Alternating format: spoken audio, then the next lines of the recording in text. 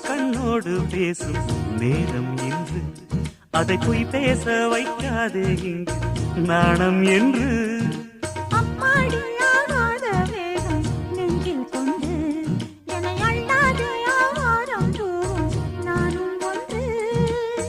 கண் வைத்த பின்னாலே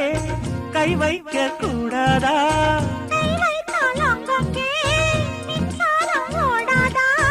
என்னென்னால் என்ன அவள் கொண்ட போது